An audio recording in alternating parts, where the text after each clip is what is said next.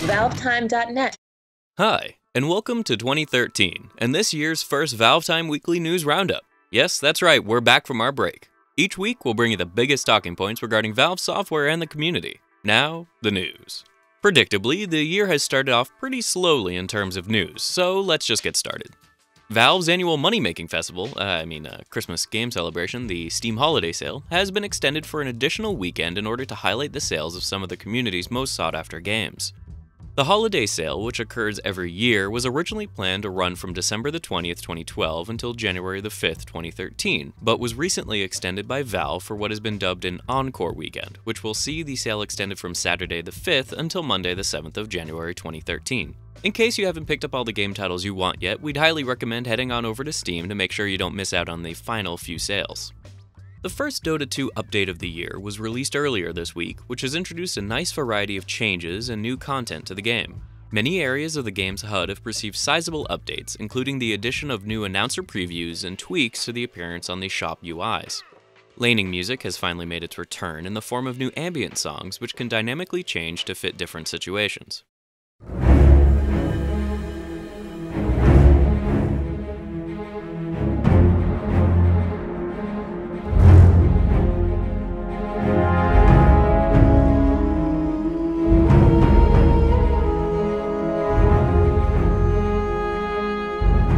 Unreleased heroes such as Medusa and Troll Warlord have received a variety of updated textures and sound effects, while Australian players have finally been given server support.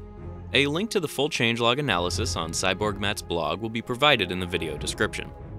Oh, and while we're on the subject of game updates, Counterstrike Global Offensive received an impressive Christmas patch on Christmas Eve, which introduced Santa hats to kill cams. Ooh, look at that. But, seriously, the game has also received a new rating and report system similar to the one used in Dota 2, which allows players to rate teammates based upon their behavior during a match. We imagine this will help players quickly identify both the team players and the bad-mouthing individuals out there. Valve didn't release a CSGO Pro Tips video over the Christmas break, so sadly Nick can't put writing over that stupid moment like he does every week. Team Fortress 2 also received a small patch over the holidays which made a variety of changes to the map stamp system, which is used to support community map makers. Valve have added strange kill tracking stamp filters and taunt trails to help community supporters advertise their love for specific maps.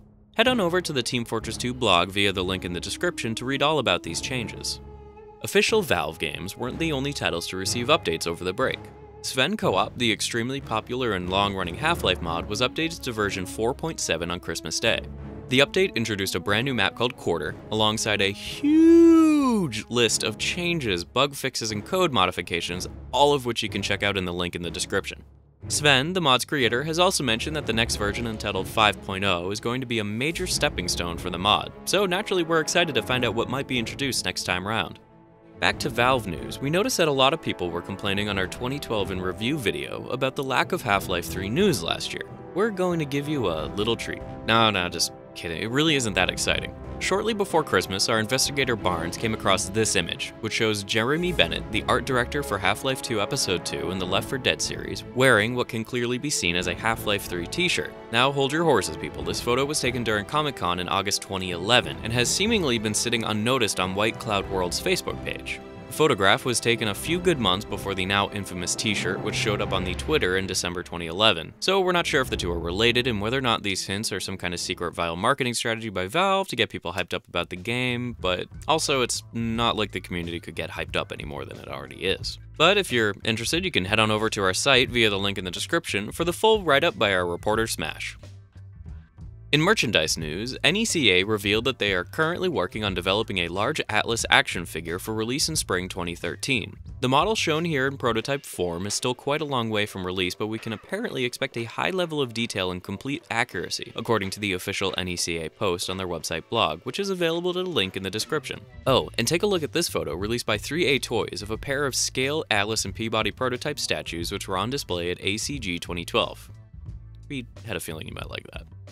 Finally, in a small but extremely nostalgic news story, look what Geoff, Keighley, producer and host of GTTV, found in an old collection of CDs. As you can see, the small yellow disc contains an original alpha version of the first Half-Life, which is dated December the 16th, 1997, almost a full year before the game released. We're amazed a gaming gem like this still exists, and Geoff, what we would do to get our hands on that CD. Please send it our way, just don't let Gabe know. And that brings us to the end of our first news for 2013. Thanks for watching. Don't forget to check out our Valve 2012 in Review video for a quick recap of the past year's events and releases. Stay tuned for more ValveTime videos, news, and reviews coming soon. Bye for now.